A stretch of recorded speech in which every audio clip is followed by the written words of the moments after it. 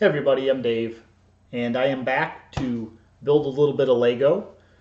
I'm going to call this an afternoon with Dad because Scott's up taking a nap right now. And so while he's taking a nap, I thought it would be kind of a fun time to do a build for something that I intend to have in the Lego City. I'm going to say that this is the official first start, although I do have another idea that I'd like to work on for it, but I'm going to try and do that with Scott. So this is going to be the new first official Lego City building to go in. I've already sorted all the pieces because that's the way that Dad builds, or at least the way I try to build. So I'm going to go ahead and get started on this build. Hopefully enjoy. I'm just going to do a time lapse much like we do with Scott. I don't know if I'm going to end up finishing this today or not. I think there's probably only another hour or two for Scott to get a nap. Then we've got some other stuff to take care of, but when I get done with the build, I'll come back and show you what kind of progress I made.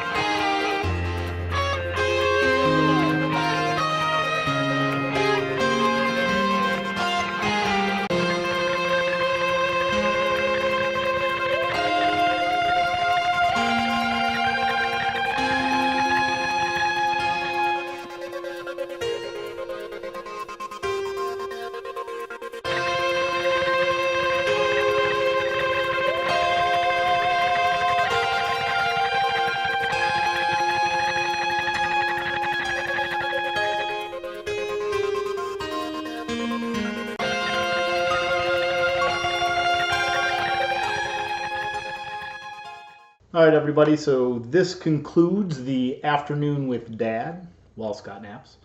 And we actually were able to finish the Park Street Townhouse set number 31065, which was 566 pieces. This is a set I got for $40 from Kmart. It was really what wanted me to get back into Lego. My son had been in it before that. When I saw these, I said, you know what? That would be real cool to do a little Lego City. Really what you have here is you got a little fire hydrant. I really like the park bench. It's got a tree with a little bird on the top. You can see the front of the house here. You've got a nice railing. You've got the businessman coming down the steps. The steps, it's kind of interesting how they did that. Got some windows with some little flower boxes on the edge. You've got a little railing up top with some more flowers, chair and a sunshade umbrella. Nothing overly fancy there. We come over to the other building. I really like the street sign with lamp post and the garbage can with the emergency escape ladder. In the front of the house here, we've got just some standard windows. I really like these bay windows coming out of the front of the house.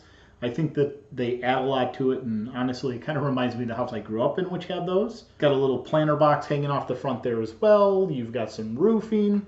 If I flip it around here to the back side, you can see that in this particular house here, there's not a whole lot in this section. I don't know if it's really intended to be one building. I'm going to use it as two just to kind of visualize more of a street than a single house. The basement here has a fireplace in it, which is pretty neat. The sink over here is really cool. And then it's got a little refrigerator is what it looks like, but you can't really see a whole lot of it. The stand-up tall table is kind of nice with the coffee cup.